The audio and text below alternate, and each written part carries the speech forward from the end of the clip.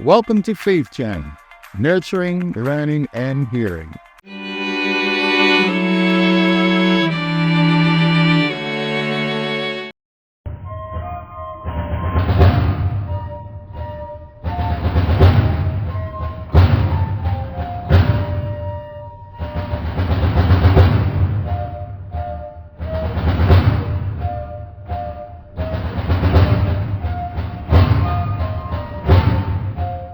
Welcome. Thank you for joining us today. To start, I'd like to introduce a gentleman I had the pleasure to meet in Washington, D.C., and he talked about this museum that he actually works for, and I'd like him to introduce himself. Yeah, hi. Good to see you again. I'm Tom. I'm the Executive Director at Plymouth Patuxent Museums. And how long you been here, Tom? I've been with the museum for about 11 years now. Oh, that's great, man. So what do you do? Do here? They got the fancy title, Executive Director. Yeah. What does that really mean? I get the privilege of working with world-class historians and educators and sharing the history of 17th century New England, the indigenous homeland of Wampanoag, Patuxet, and the English colonists we know as the Pilgrims, who arrived here 400 years ago. And I'm just very lucky to be able to share with them in the work, share this story with the world, and bring people to Plymouth, Massachusetts to enjoy this place. Wow, I love that. I love it. Thank you for sharing that. To start, can you share a bit about the significance of Thanksgiving? Since we are vastly approaching Thanksgiving, the significance as it relates to this museum. Oh, sure. Yeah, we do consider ourselves the Museum of Thanksgiving here in Plymouth, Massachusetts. And, this is where that first event, the Fall Harvest Feast of 1621 happened, just a couple of miles down the road from where I'm sitting right now. And that inspired a holiday, the American holiday and a tradition. And so for us at the museum, it's a time for us to look back at the history, to think about that one moment as an early moment of indigenous people and English colonists gathering around similar tables to celebrate the harvest, celebrate a year of diplomacy, celebrate a year of relationship building. And then we have to explore what happens throughout the course of history, how that one moment sets ripples in many different directions. But really what it means is it's a time for gratitude, a time for coming together, a time for giving thanks for any number of blessings that you might have in your own lives. What they did in the Harvest Feast of 1621, that's the sort of the tradition that has been left to us, and we continue today with our holiday. I'm so glad you brought that up, because this is like the second question I wanted to ask you. Why is it particularly important for people to visit the museum during this season of Thanksgiving? It's that opportunity to unpack this history together. That so often Thanksgiving is something we all learn about as school kids, that understanding of what happened in the history takes all different sorts of shades and shapes and interpretations. And what we invite people to come join us in is to understand what happened in 1621, what that harvest feast meant to the people who were experiencing it 400 years ago, and then what has happened over the centuries, and how the holiday has been shaped through all those different courses that history has taken throughout 400 years. That is great, man. I like to piggyback on something you said, and I would, give your perception or perspective as it relates to the museum contributing to a conversation around Thanksgiving of its modern interpretation. Yeah, this museum, we've sort of been a big part and led the way over the decades in unpacking the holiday in all its various meanings and importance, and the way people celebrate, mark it, choose not to celebrate it, whatever way they come at it. We come together as a museum, we invite people into that conversation so we understand it better and we understand what it is. So our goal is to really understand the historical reality of where it comes from.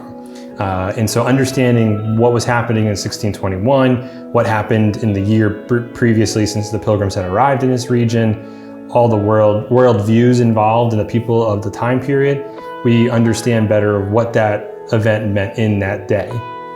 The history that ensued of how the holiday took shape from that is long and winding and filled with meaning about what it means to be an American, what it means to gather around a table, and all the different questions that are complicated and interesting, but what make it so exciting to unpack. And then you're able to, I think at the core of the Thanksgiving tradition is this opportunity for people to bring whatever they want to the table, figurative and literally.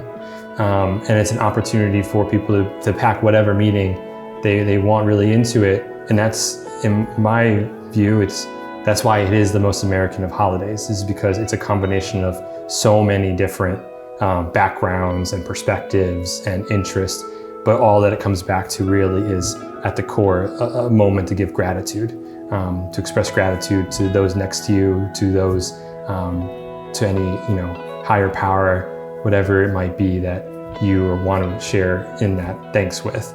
And that's what makes it such an interesting thing. And it just started out of some ripples that happened here along the shore in a coastal town in New England 400 years ago.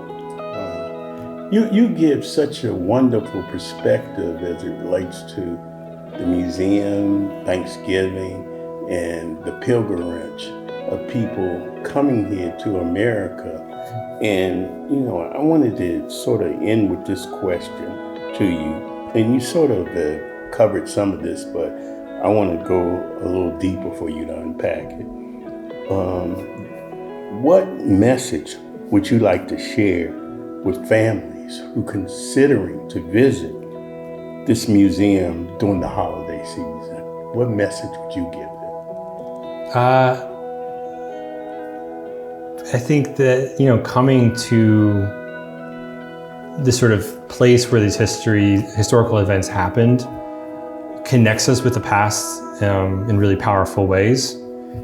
In coming to Plymouth and Plymouth-Patuxent museums during this holiday season gives you a chance to explore that history and the past and what it means, how we got to where we are today by exploring these stories of 400 years ago, where a lot of the foundations of the country are set here in Plymouth. We better understand who we are today if we are looking to the past, understanding how we got here. And Plymouth is such a key place to do that. And for families, the interesting thing about the story of Plymouth, Massachusetts, is that it's a story of families. That, the reason the pilgrims are coming across the ocean is to seek a better life for themselves and their kids. And so there's this aspect of this story here that's how it becomes America's hometown. It's a place where families are kind of coming together. And the Thanksgiving holiday is a great time. We see, it's quite a privilege and an honor at working at this museum. Every year, folks come to this museum on Thanksgiving Day to celebrate Thanksgiving with their family, with us here at the museum. And every year we meet people who say, this is my first Thanksgiving as an American citizen. I wanted to come to Plymouth, Massachusetts to experience it.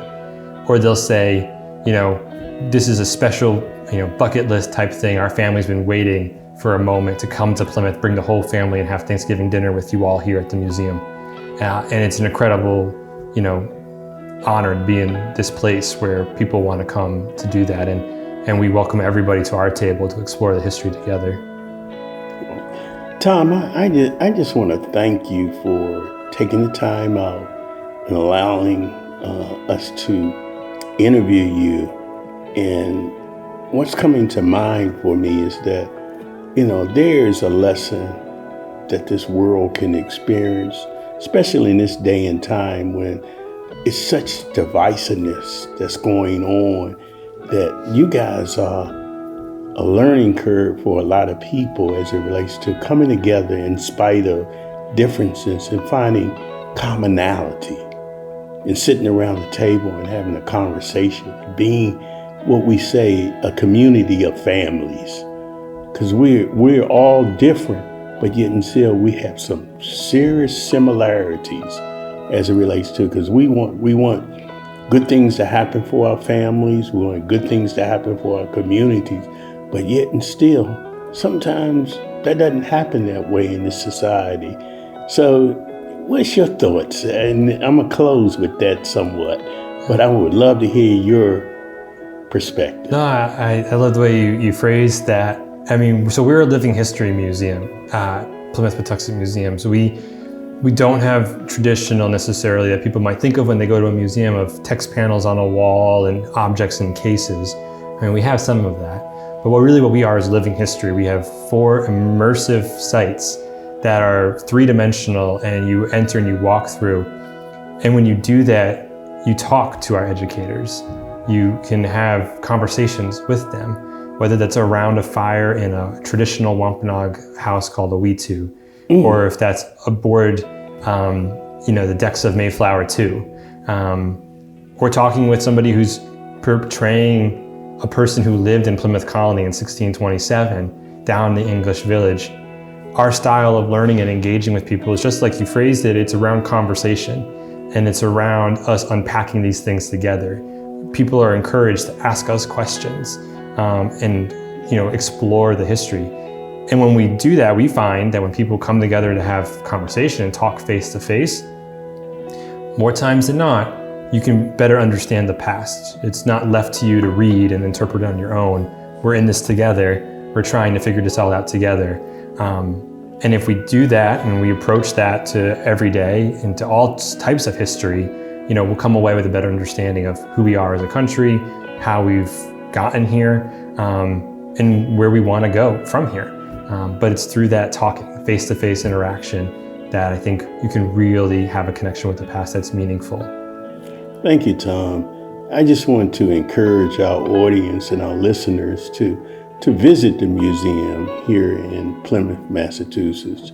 This museum, and quote me if I'm wrong, Tom, is an open-air museum. Yep. And a lot of people, like you said, they so used to a certain style museum, but you guys are offering something more than a museum.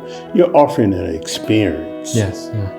And I thank you and the leadership of this museum for creating an environment that could be a model through this U.S. Well, thank you, Curtis. Yeah, pleasure to talk to you. Same here, my friend. And before the Protestant Reformation, every church and every English man, woman, and child was Catholic. And it was a centuries-long tradition that the Mass be performed in Latin, even though the average person in attendance couldn't understand a word of it. We'd like to express our gratitude to our sponsors and donors for supporting the Faith Journey podcast. Thank you for tuning in. May you be blessed and continue to smile. Until we meet again.